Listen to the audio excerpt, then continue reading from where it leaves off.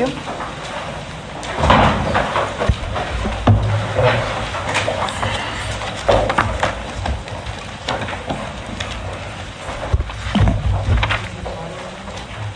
Are we ready?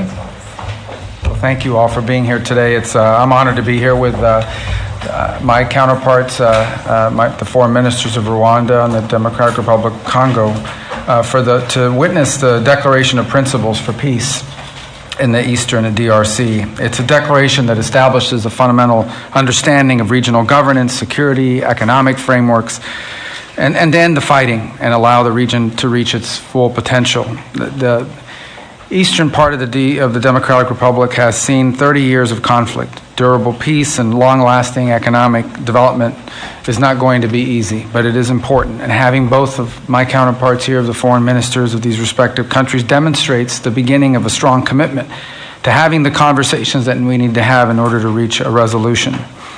I'm proud to work for a president who's made peace, stable global peace, a priority of this administration. And today is evidence of that. He wants to see a peaceful resolution in many parts of the world, but he wants to see a peaceful resolution here, and we want to play a constructive, productive, and important and key role in ensuring that that can happen. And a durable peace in the Great Lakes region will open the door for greater U.S. and broader Western investment, which will bring about economic opportunities and prosperity. And it will also help advance President Trump's prosperity agenda for the world. It's as they call it, a win-win for everyone involved, for the United States, for the Democratic Republic of Congo, and for Rwanda. Our firms are good corporate citizens, American firms, and they'll bring good governance and ensure responsible, reliable supply chains for things like critical minerals that benefit regional governments and our partners and allies as well. This economic development, combined with durable peace, and I would say durable peace comes before economic development. It's impossible to do without the peace. It will also allow millions of displaced people to return to their homes, to safer communities, with new economic opportunities that have escaped generations. The African Union and regional economic communities in Africa have done incredible work, and we need to recognize that in bringing parties together and laying the foundation for these talks. Our government here is focused on energizing these efforts.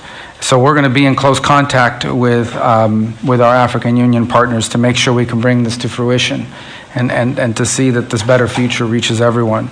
I do want to especially thank our senior advisor, Mr. Boulos, and his counterparts in the Democratic Republic of Congo and Rwanda for their vision and for their hard work. Today is a step to building a peaceful, prosperous Great Lakes region, and we look forward to working with everyone involved to achieve this goal. Thank you.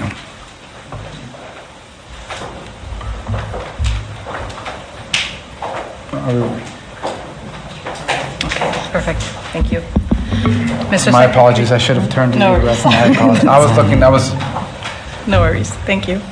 Mr. Secretary of State, Honorable Senator Marco Rubio, His Excellency Mr. Olivier Nduhungirehe, Minister of Foreign Affairs of the Republic of Rwanda, Excellencies, distinguished guests, ladies and gentlemen, today marks not an end but a beginning, a necessary step towards peace taken with resolve and purpose.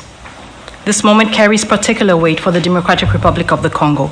In Goma, in Bukavu, and beyond, the reality of displacement, insecurity, and hardship continues.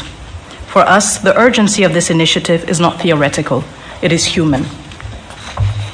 We signed this Declaration of Principles not as a symbolic gesture, but as a political commitment, a reaffirmation of principles enshrined in international law, and most recently echoed in the UN Security Council Resolution 2773, a resolution calling for the immediate, unconditional, and verifiable withdrawal of all foreign troops from sovereign territory of the DRC. We are clear in the Great Lakes region, peace must come first, followed by the rebuilding of trust, and then, only when conditions are right, the careful reopening of a path to meaningful bilateral cooperation. Too many past efforts have failed because sequencing was ignored and accountability postponed. Peace and development cannot rely only on good intentions. They must be built on responsibility, clear commitments, measurable timelines, and consequences for non-compliance. This is the only way to restore credibility, not just among states, but with the people who are waiting for peace to become real. The signature of today's Declaration of Principles heralds renewed hope. It reflects the U.S. resolve to complement and support regional and international efforts. This initiative brings accountability and draws the hard lessons from past efforts that have failed to materialize. So the good news is there is hope for peace. The real news, peace must be earned, and it will require seriousness, transparency, and sincerity. We welcome the leadership of the United States of America, a country that has shown steadfast support, consistent principles, and resolve in multilateral forums, especially within the United Nations Security Council. Mr. Secretary, Senator Rubio, I would like to express our deep gratitude. Dr. Boulos, also, your extensive consultations across the region have brought nuance, depth, and humanity to this process. And your presence today underscores that diplomacy must listen, understand the lived experiences of those most affected, and seek durable solutions. The Democratic Republic of the Congo recognizes and values this engagement of the United States.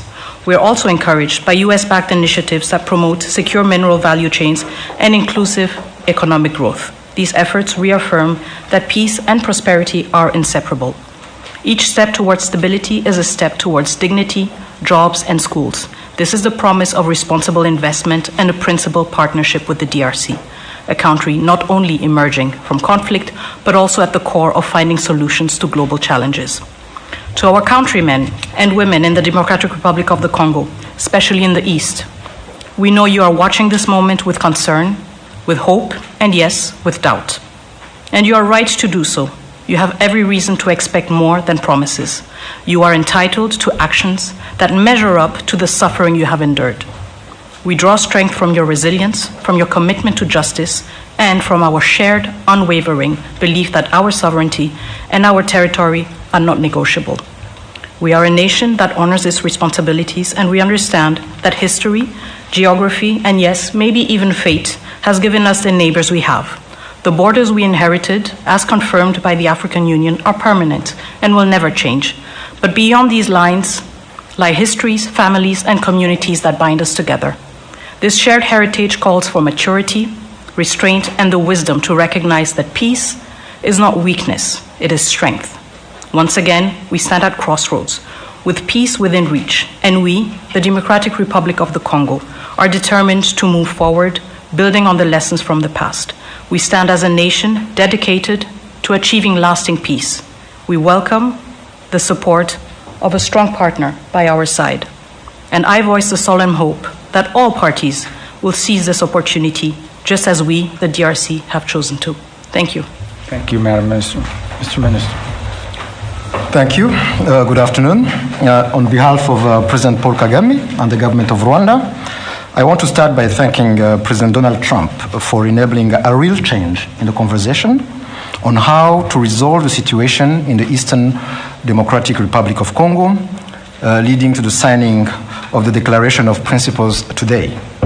I thank Secretary Marco Rubio and the United States government for hosting us, and I commend the positive role played by Senior Advisor Masad Boulos and his team and other officials in the significant progress achieved thus far.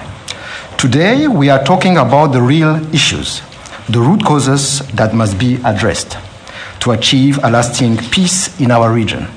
Those include, first and foremost, security, as well as the return of refugees.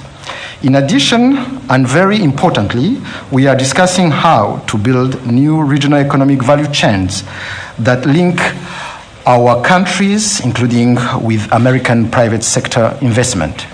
Our goal is a secure region, free of violent ethnic extremism, which is well governed.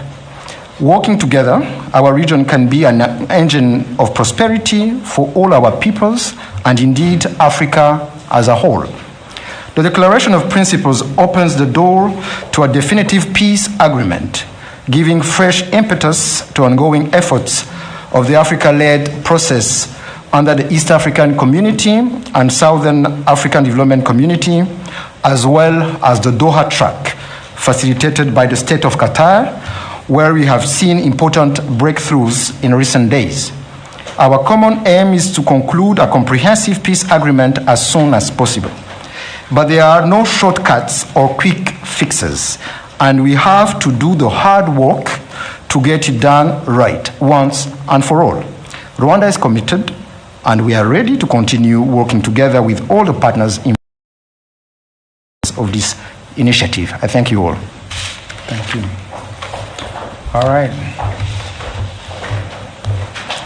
There he is. Secretary Rubio is signing as a witness the Declaration of Principles between the government of the Democratic Republic of the Congo and the government of the Republic of Rwanda.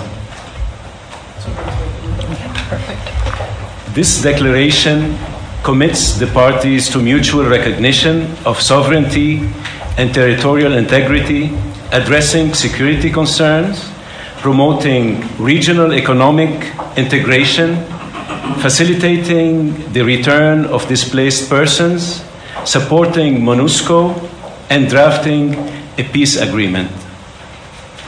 These are serious commitments from each side.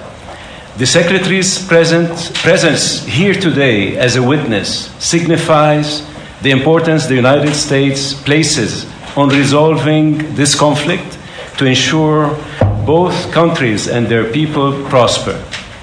We're looking forward to working with both sides to further our existing partnerships and foster win-win outcomes for all.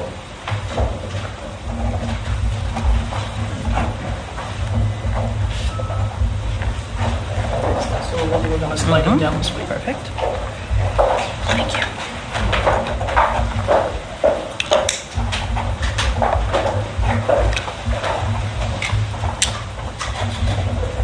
Thank you. Thank you.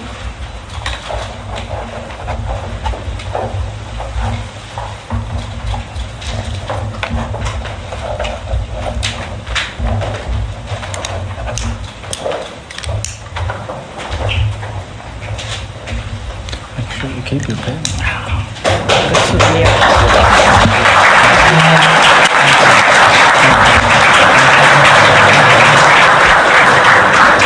Thank you very much. Thank you so much. One question for Africa, please. One question for Africa. This concludes the ceremony. Thank you. For your excellencies, please. One question for the entire continent. Congratulations. Thank you. Thank you very much.